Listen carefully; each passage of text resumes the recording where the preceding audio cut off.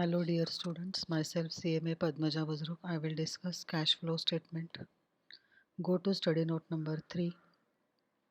Cash flow statement. I will discuss IND AS7 statement of cash flow. Indian Accounting Standard 7 is on statement of cash flow. Objective of IND AS7 is provide information about flow of cash, that is inflow of cash and outflow of cash of the entity to various users of financial statement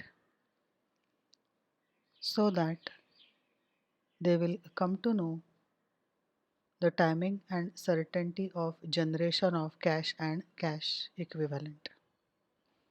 The objective of this standard is to classify the inflow and outflow of cash during a period as operating, investing and financing activities. Bank borrowings are generally considered to be financing activities. However, where bank overdrafts, which are repayable on demand, form an integral part of an entity's cash management, bank overdrafts are included as a component of cash and cash equivalent. This is very important. A characteristic of such banking arrangement is that the bank balance often fluctuates from being positive to overdrawn. Cash flow exclude movement between items that constitute cash or cash equivalent because these components are part of cash management of an entity rather than part of its operating, investment and financing activities. Bank overdraft and cash credit. Bank overdraft facility is granted by bank for a short period to accommodate short-term fund requirement. It is linked with operations in current account. Cash credit is a fund-based facility granted by bank to its customer to finance working capital requirements. IND AS7 provides that bank borrowing are usually considered as part of financing activities. Bank overdraft repayable on demand form an integral part of entity's cash management and are included as component of cash and cash equivalent. Cash credit from bank on a continuous basis is considered as part of financing activities. So if a loan is borrowed from bank, it is to be considered as financing activity. Cash credit from bank on continuous basis is to be considered as part of financing activity. But bank overdraft repayable on demand is to be considered as an integral part of cash management and it is to be included in cash and cash equivalent. Illustration 8. M Limited had a cash balance of 1,50,000 as on 30 September 15. On 15th October 15, M Limited used the cash balance to purchase short-term bank deposit with a maturity of 3 months. How should this be shown in the statement of cash flow to be prepared for the quarter ended 31st December 15? Using the cash balance, they have purchased short-term bank deposit with maturity 3 months. So this short-term bank deposit is to be considered as cash equivalent. So from cash, it has transferred to cash equivalent. So it is neither operating activity nor investment activity nor it is financing activity. As per IND AS 7, cash flow exclude movement between items that constitute cash or cash equivalent as these components are part of cash management of an entity rather than part of its operating, investing and financing activities. The purchase of short-term bank deposit is therefore not shown in the statement of cash flow because it is neither of investment, operating and financing activities. It is a part of cash management. Presentation of statement of cash flow as per IND AS 7. The statement of cash flow shall report Cash flow during the period classified as operating, investing and financing activities. We have already discussed about this in AS3. It is same, there is no change. An entity presents its cash flow from operating, investing and financing activities in a manner which is most appropriate to its business. Reporting cash flow from operating activities. An entity shall report cash flow from operating activities using either direct method or indirect method. This also we have discussed in AS3, which is same in Ind AS 7 also. Now we'll go to illustration 9. AM Limited has a foreign currency balance US dollar 1000 as on 31st March 15. This foreign currency was purchased when the exchange rate was $1 is equal to 50 rupees. As on 31st March 15, the exchange rate is $1 is equal to 55 rupees. How would you consider this change in the statement of cash flow for the period ended 31st March 15? So when foreign currency was purchased, that time exchange rate was 50 rupees for $1. But as on the balance sheet date, the exchange rate has gone up to 55 rupees for $1. They are having 1000 US dollars. So increase in rate is 5 rupees per dollar. So for $1000, increase is 5000. This is neither investment activity nor operating activity nor financing activity. So it is not to be shown in cash flow statement, but of course the mention is to be made about change in exchange rate, and it is to be shown after all the three activities. We'll see how it is to be shown. As per Ind AS 7, unrealized gains or losses arising from change in foreign currency exchange rates are not cash flows. However, the effect of exchange rate changes on cash and cash equivalent held or due in a foreign currency is reported in a statement of cash flow in order to reconcile cash and cash equivalent at the beginning and end of the period. This amount is presented separately from cash flow from operating, investing and financing activities. AM Limited will prepare cash flow statement as follows.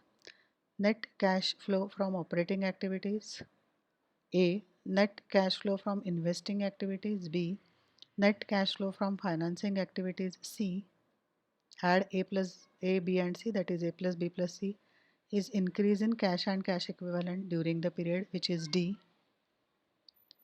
Exchange gain in respect of cash in foreign currency, $1000 into rupees 5 is 5000 rupees, this is E. Net increase in cash and cash equivalent during the period is D plus E. Add opening balance of cash and cash equivalent, you will get closing cash and cash equivalent. This is how it is to be shown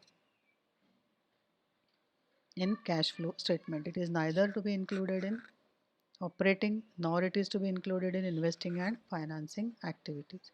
It is to be shown separately. Just now we have seen how it is to be shown. Foreign currency cash flows. Cash flow arising from transaction in a foreign currency shall be recorded in an entity's functional currency by applying to the foreign currency amount the exchange rate between the functional currency and the foreign currency at the date of cash flow. So exchange rate at the date of cash flow is to be used. Cash flow of foreign subsidiary shall be translated at the exchange rate between functional currency and foreign currency at the date of cash flow. Cash flow denominated in foreign currency are reported in a manner consistent with Ind AS 21, the effect of change in foreign exchange rates. However, Ind AS 21 does not permit use of exchange rate at the end of reporting period, that is balance sheet date, when translating the cash flow of foreign subsidiaries. You are supposed to use the uh, the rate which is on which date the cash flow is prepared. Unrealized gains or losses arising from change in foreign currency exchange rates are not cash flows. However, effect of exchange rate changes on cash and cash equivalent held or due in foreign currency is reported in a statement of cash flow in order to reconcile cash and cash equivalent at the beginning and end of the period. Just now we have seen one example on this. Interest and dividend.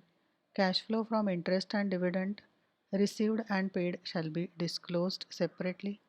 Cash flow arising from interest paid and interest and dividend received in case of financial institution should be classified as cash flow arising from operating activities, because main business of financial institutions is to give loan.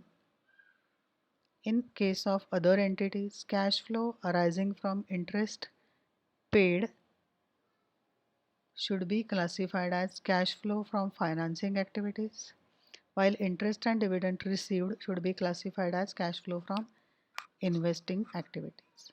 Other than financial institutions, if interest and dividend is received, then it is to be shown as inflow in investing activities. If interest is paid, it is to be shown as outflow in financing activities for the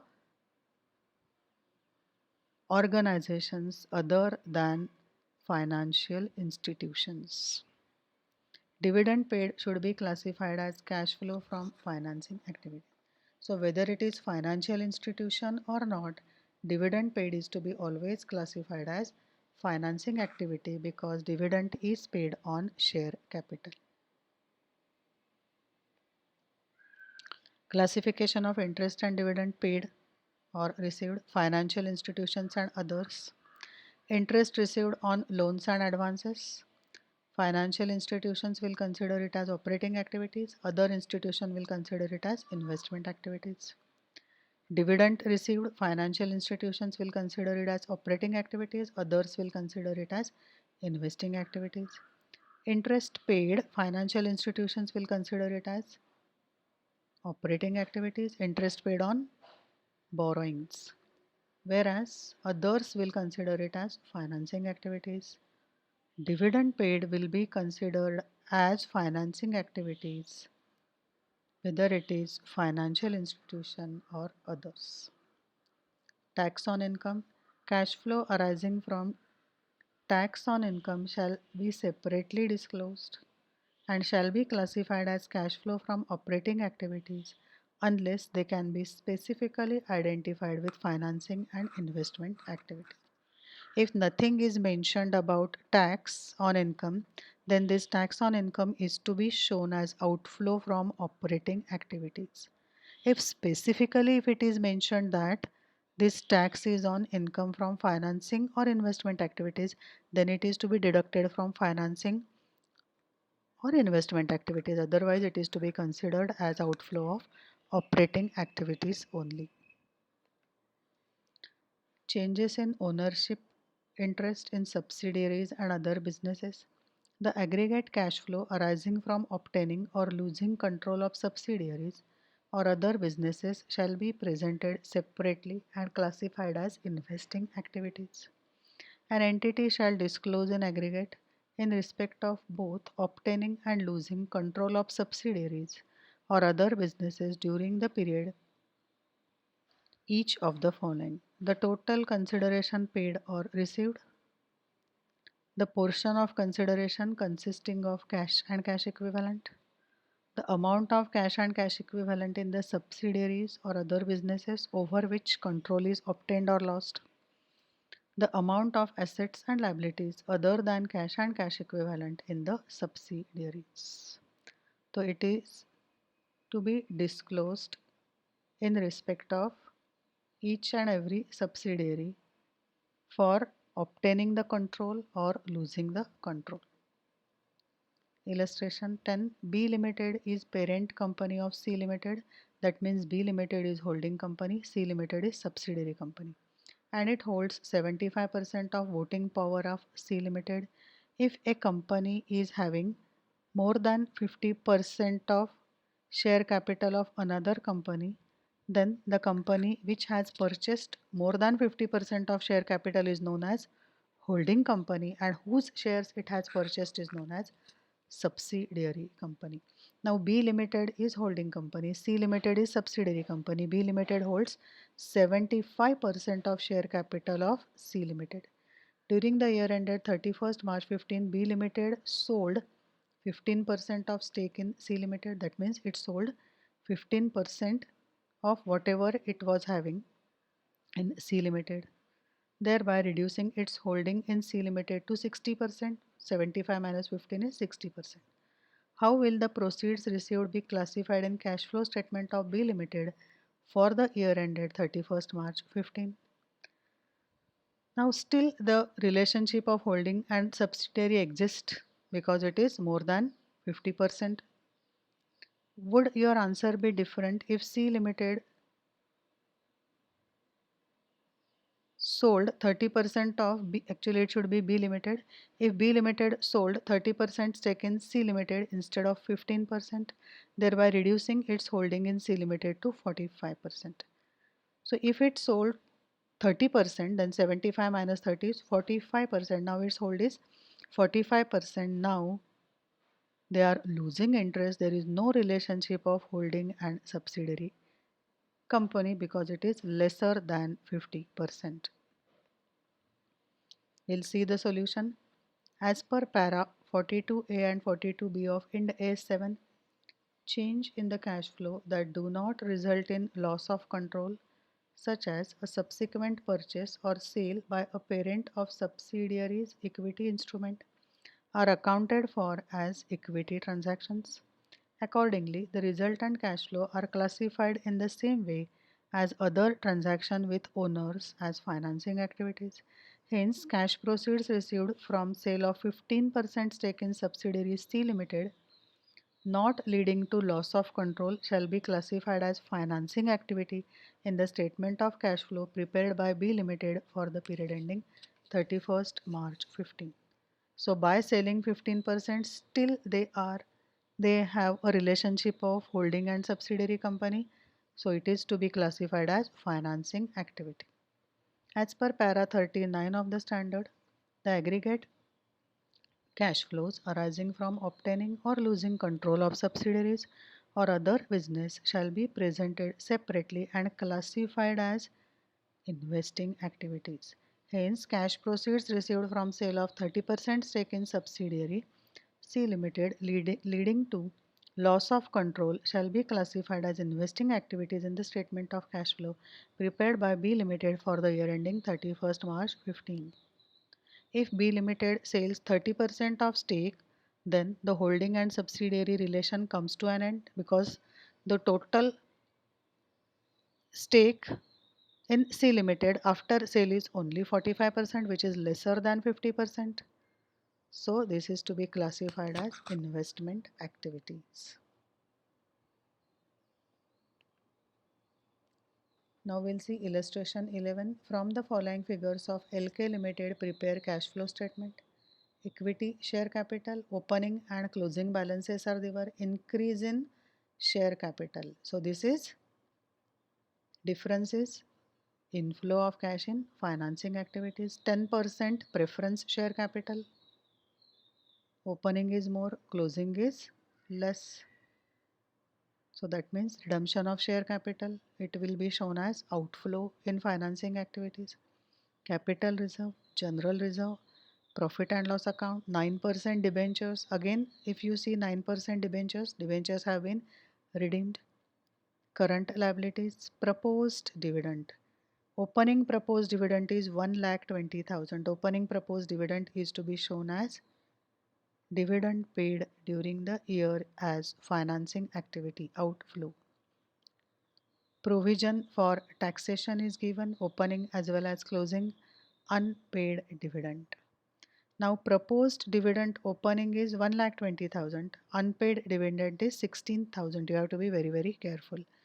Fixed assets gross block, less depreciation, net block, investments opening and closing. There is difference. We'll see if any note is given, additional information is given. Cash, other current assets opening and closing cash balance is same. Additional information, the company sold one fixed assets for 1 lakh, the cost of which was 2 lakh and the depreciation provided on it was 80,000. Cost was 2 lakh, depreciation provided was 80,000. So written down value was 2 lakhs minus 80,000, 1 lakh 20,000. They have sold it for 1 lakh. So there is loss on sale which is 20,000. The company also decided to write off another fixed assets costing 56,000 on which depreciation amounting to 40,000 has been provided. One fixed assets whose cost was 56, depreciation had been provided 40,000, so his written down value is 16,000. They have decided to write it off, it is to be discarded, so this is loss. Loss on disposal of asset, discard. Whatever the asset they are discarding, 16,000. Depreciation on fixed assets provided is 3,60,000. Depreciation provided during the year is 3,60,000. Company sold investment at a profit of 40,000 which was credited to capital reserve. Just now we have seen capital reserve 40,000 in the current year. This is nothing but they have sold investment at profit which is credited to capital reserve. Debentures and preference share capital were redeemed at 5% premium. So debentures and preference capital, find out the difference. 4 lakhs minus 2 lakhs 80,000. Debentures also 4 lakhs minus 2 lakhs 80,000. On that 5% is premium. When preference shares are redeemed at premium, your entry will be capital account debit, premium on redemption account debit to shareholders and shareholders to bank, and premium on redemption of capital is to be debited to profit and loss account. Similarly, when you redeem debentures at premium, that loss is also to be debited to profit and loss account. The company decided to value stock at cost, whereas previously the practice was to value stock at cost less 10%. The stock according to books on 31st March 17 was 2,16,000, opening stock 2,16,000. The stock as on 31st March 18 was correctly valued at 3 lakhs. Opening stock 2,16,000 which is cost less 10%, but closing stock is correctly valued at 3 lakhs. Now we'll see working note. Up to 31st March 17, the company valued stock at cost less 10%. Revised value of stock as on 31st March 17, that is revised value of opening stock is 2,16,000 divided by 90 into 100, 2,40,000. Net effect will be opening stock will be increased by 24,000. Opening balance in profit and loss account will be increased by 24,000. Therefore, revised figure of current assets will be 11,10,000 plus 24,000 which is 11,34,000. The revised figure of profit and loss account will be 1,60,000 plus 24,000 which is equal to 1,84,000, because current year's opening stock is last year's closing stock. So last year if closing stock is more by 24,000, so opening profit will be more by 24,000. Profit and loss account, closing minus opening will be profit for the year. Just now we have found out opening profit, revised opening profit 1,84,000, closing is 2,60,000, so profit earned during the year is 76,000. Increase in the value of other current assets. Closing current assets 13,10,000 is given. Opening current asset, just now we have found out revised figure by considering increase in value of opening stock. So difference in value of current asset is 1,76,000, increase in value of current assets. Fixed assets account, to balance brought down, by balance carried down, this is given. They have sold one fixed asset, by bank 1 lakh. Loss on sale of asset. There was loss on sale of asset by profit and loss account 20,000. They have discarded one fixed asset. That loss is also to be credited to fixed asset account by profit and loss, and depreciation 3,60,000 is given. So balancing figure is purchase of fixed assets to bank balancing figure 8,56,000. 22,80,000 is net block. Buy balance carried down 26,40,000 is also net block. Directly you can take net block because you know the depreciation charge during the year, which is given 3,60,000. Investment account, to balance brought down opening balance, buy balance carried down closing balance. They have sold it at profit 40,000, which is credited to capital reserve. So to capital reserve, profit on sale 40,000. So by bank balancing figure 1,20,000. They have sold the investment for 1,20,000. So this will be shown as inflow in investment activity. 1 lakh will be shown as inflow in investment activity, whereas 8,56,000 will be shown as outflow in investment activities.